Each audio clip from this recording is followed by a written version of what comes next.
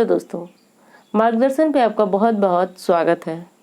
दोस्तों, नहाने के पश्चात हमको कुछ ऐसे कार्य होते हैं जिन्हें नहीं करना चाहिए, जिन्हें मना किया जाता है कि नहा के तुरंत आने के बाद हमें ये कार्य नहीं करना चाहिए। हाँ दोस्तों, तुरंत जैसे हम लोग नहा करके निकलते हैं वैसे कुछ कार्य होते हैं जो वर्जित माने गए हैं और जिन्हें नहीं करना चाहिए। अब इन्हें करने के तो बहुत सारे नुकसान हैं दोस्तों, और ना करने के बहुत सारे फायदे भी हैं। जैसा कि आप सभी को पता है कि जाने अनजाने में अगर हम कोई गलती अनजाने में करते हैं तो फिर हमें उसका उतना पाप नहीं मिलता है।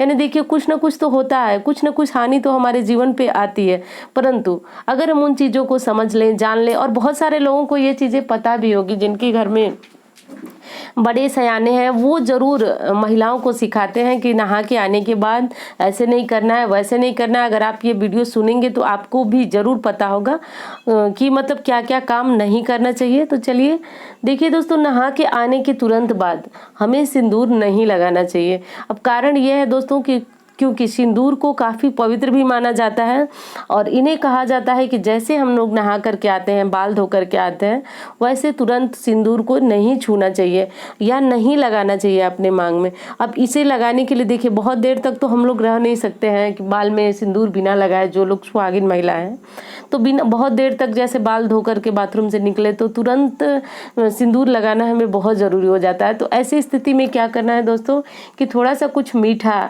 या कोई सूखा फल ही सही, या आप थोड़ी सी चीनी, मिश्री, कुछ भी एक दाने भी आप अपने मुंह में रख लें और उसके बाद आप सिंदूर लगाएं।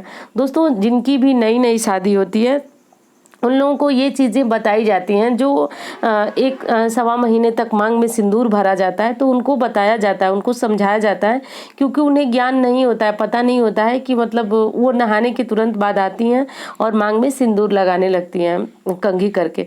तो दोस्तों, मना किया जाता है, उन्हें बताया जाता है कि पहले मुँह में कुछ मीठी चीज़ डाल लें, कुछ नहीं तो 1 गिलास पानी ही पी लें, और जिन्हें पूजा करना है वो तो थोड़ा सा मीठा, चीनी से कुछ भी डाल करके और मांग में सिंदूर भर के और जाकर के पूजा पाठ अपना कर सकते हैं। तो आप भी थोड़ा सा मीठा डाल लीजिए मुंह में, और फिर उसके बाद आप अपने मांग को भर लीजिए।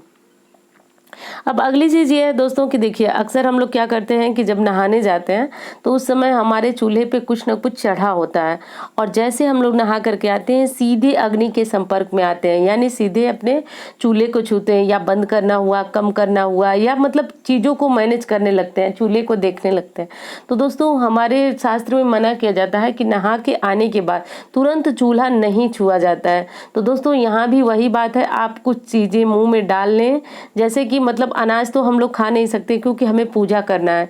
तो पूजा करना है तो कम से कम आप थोड़ा सा चीनी, मिश्री, कुछ भी मुंह में डाल लीजिए, जिसके बाद आप पूजा भी आराम से कर पाएंगे, कोई दोष भी आपको नहीं लगेगा। या 1 गिलास पानी, आधे गिलास पानी, जैसे मतलब कहने का ये मतलब कि जैसे आप आते हैं तुरंत थोड़ा सा कुछ मुंह में डाल लीजिए, फिर इन चीज़ों को छुए, क्योंकि ये हमारे शास्त्र अनुसार निषेध है कि नहा के आने के तुरंत बाद हम अपने किचन में चले जाएं या और चूल्हा को छुएं।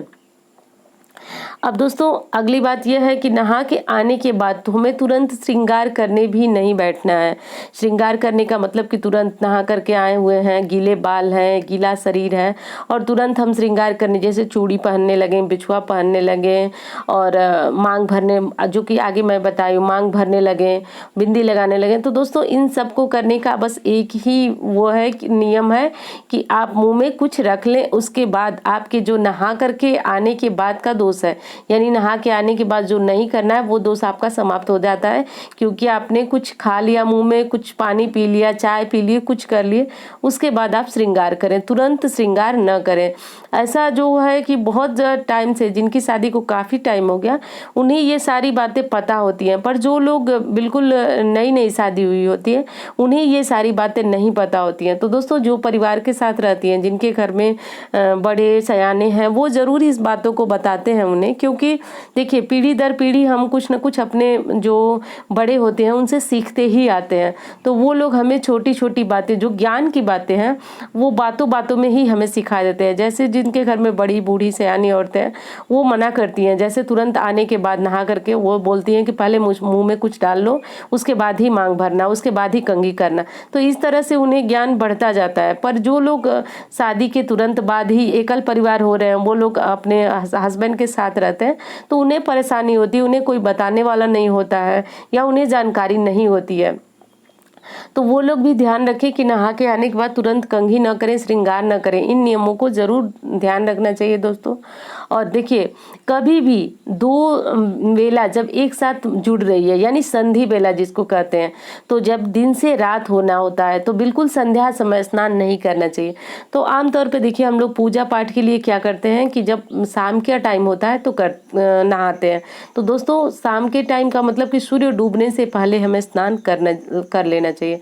वैसे दोस्तों, हमें तो बहुत अच्छा लगता है कि दिन भर की थकान दूर होती है, गर्मी और पसीने से राहत मिलती है जब हम शाम को स्नान करते हैं, पर हमारे शास्त्रों में इस चीज़ की मनाही है।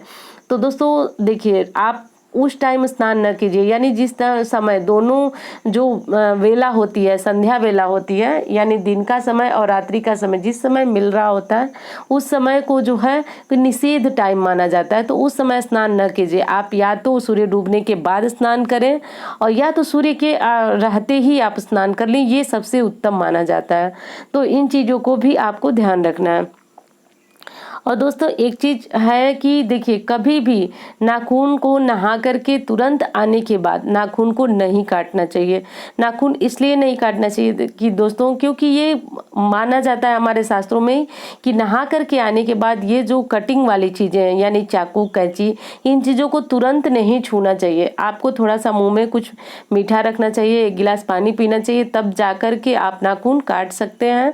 और देखिए, अगली चीज़ है कि देखिए, नहाते समय आपको कभी भी मौन होकर के स्नान नहीं करना चाहिए। बहुत से लोगों को आपने देखा भी होगा कि वो नहाते टाइम कुछ गाना गुनगुनाते हैं। तो आप भी अगर गाना गुनगुनाने के शौकीन हैं तो गाना गुनगुनाइए, नहीं तो आप भगवान का नाम लीजिए। ये सबसे अच्छा और उत्तम माना जाएगा, क्योंकि दोस्तों, जब हम भगवान का नाम लेते हैं तो ये स्नान हमारा तीर्थ स्नान बन जाता है।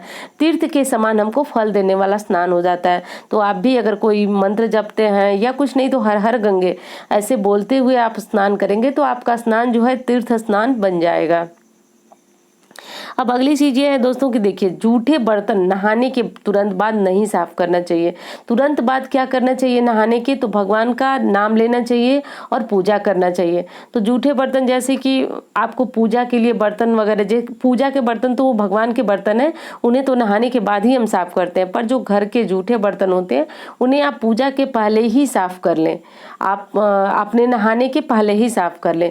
उन्हें नहाने के तुरंत बाद जूठे बर्तनों को न साफ करें। अगर कोशिश करें कि आप ये साफ सफाई करने के बाद ही स्नान करने के लिए जाएं। और भगवान के बर्तनों को कभी भी बिना साफ सुथरे नहाए न रहें, तो बर्तनों को न साफ करें, नहाने के बाद ही भगवान के बर्तनों को साफ और सफाई करें और भगवान की पूजा करें। दोस्तों देखिए, नहाने के तुरंत बाद अगर आप भगवान का नाम लेते हैं, सबसे अच्छा तो यही होता है कि नहाने के बाद आप भगवान को प्रणाम करें। और अगर आपकी पीरियड मतलब आपको पीरियड है, आप नहीं पूजा कर रहे हैं, तो अब आप सोचेंगे कि हम स्नान के बाद क्या करें। तो दोस्तों, स्नान करने के बाद आप जाइए और भगवान सूर्यनारायण, जिस तरह से आप पूजा करते हैं उस तरह से जाइए, हाथ जोड़ के सूर्यनारायण को प्रणाम कीजिए। तुलसी माता को सब दूर से ही करना है, भगवान को स्पर्श नहीं करना है, तुलसी माता को स्पर्श नहीं करना। तो आपको जाना है, पैर छू करके तुलसी माता को भी प्रणाम करना है। और दोस्तों, आपको मंदिर के बाहर जाना है, यानी मंदिर जो आपके घर का मंदिर है, तो अगर आपने पूरे कमरे को मंदिर बनाया, मतलब जिस हिसाब से आपको लगे कि आप अपनी साफ सफाई को बरकरार रखते हैं उस हिसाब से, मतलब मंदिर के बाहर आपको खड़े होना है, भगवान को प्रणाम करना है और बिल्कुल आंख बंद करके उनके स्वरूप को ध्यान करना है और उस समय आपको भगवान को प्रणाम करना है। दोस्तों, ये होती है हमारी मानसिक पूजा। और मानसिक पूजा से भी हमें बहुत ज़्यादा शक्ति और ऊर्जा मिलती है। और एक और चीज़ बता दूं मैं आपको कि अगर आप अशुद्ध अवस्था में भी होते हैं और अगर आप भगवान को प्रणाम करते हैं, मानसिक पूजन करते हैं, तो वो भगवान तक पहुंचता है। क्योंकि दोस्तों, हम शरीर से पूजा नहीं कर रहे हैं, हमारा शरीर अशुद्ध है, हमारा मन थोड़ी ना अशुद्ध है। तो अगर हम मन से पूजा करते हैं, मानसिक पूजा करते हैं, तो वो भी भगवान तक पहुँचती है। दोस्तों, मानसिक पूजा का भी बहुत महत्व। आप आंखें बंद करके हाथ जोड़ करके बिल्कुल भगवान का ध्यान करें। ये ध्यान, ये पूजा आपकी भगवान तक जरूर पहुंचती है। बहुत सारे लोग पूछते भी हैं कि पीरियड में क्या करें, मतलब वो लोग बेचैन हो जाते हैं 7-8 दिनों के समय में कि वो लोग पूजा कैसे करें। तो दोस्तों, ये बहुत अच्छा उपाय है भगवान के साथ आपके जुड़ाव को बरकरार रखने के लिए। तो इस तरह से करें। और दोस्तों एक चीज़ और है कि जब आप कभी भी आप अपने बालों को धो रहे हैं, आप अपने शरीर को जब भी कपड़े पहन रहे हैं उससे पहले सुखा करके ही पहने, पोंछ ले अच्छी तरह से बालों को और अपने शरीर को तब। और ये पोंछने के लिए दोस्तों साफ सूखा कपड़ा होना चाहिए, कभी भी गीले मैले कपड़े से हमें अपने शरीर को नहीं पोंछना चाहिए। तो देखिए इससे क्या होता है कि अगर हम गीले मैले कपड़े से पोंछें या फिर नहाने के बाद जो है कि गंदे कपड़े ही पहनते हैं तो उससे हमारा राहु ग्रह भी बहुत ज़्यादा खराब हो जाता है। और राहु खराब हो जाने से व्यक्ति काफ़ी परेशान होता है। मतलब ग्रह जब बिगड़ने लगते हैं तो हमारी सारी पूजा पाठ मतलब सारी मेहनत जो है वो बेकार होने लगती है। तो कभी भी गीले और गंदे तौलिए से अपने शरीर को न साफ करें। नहाने के बाद आप साफ तौलिए से, सूखे तौलिए से अपने शरीर को पोंछें, रगड़ करके साफ करें और उसके बाद से आप सूखे कपड़े पहने। और कभी भी बालों को खोल करके पानी टपकते हुए बालों के साथ आपको भगवान के मंदिर में जाकर के पूजन नहीं करना है। पूजा से पहले आप अपने बालों को अच्छी तरह से पोंछ लें, कोई रबड़ हो, कोई क्लचर हो, कोई क्लिप्स, जो भी हो आप अपने बालों को उससे अच्छी तरह से बांध लें, उसके बाद ही आप जाकर के पूजा करें। और एक चीज़ और है दोस्तों जो कि बहुत महत्वपूर्ण है। देखिए नहाने के बाद आपको क्या करना है कि अपने पैरों पे पानी नहीं डालना है।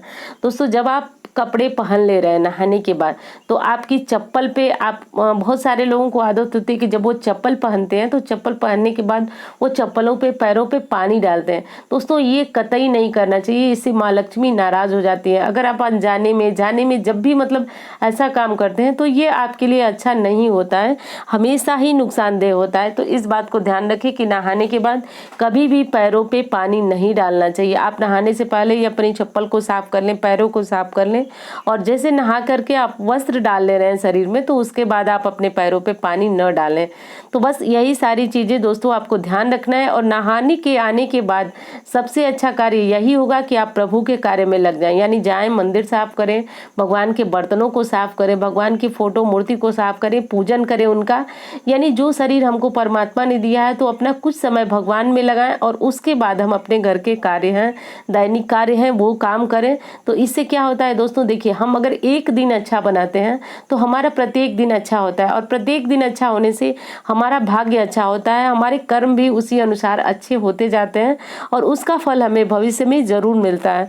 तो दोस्तों उम्मीद करती हूँ ये जानकारी आपको पसंद आई होगी। मिलती हूँ इसी तरह की जानकारी के साथ। धन्यवाद।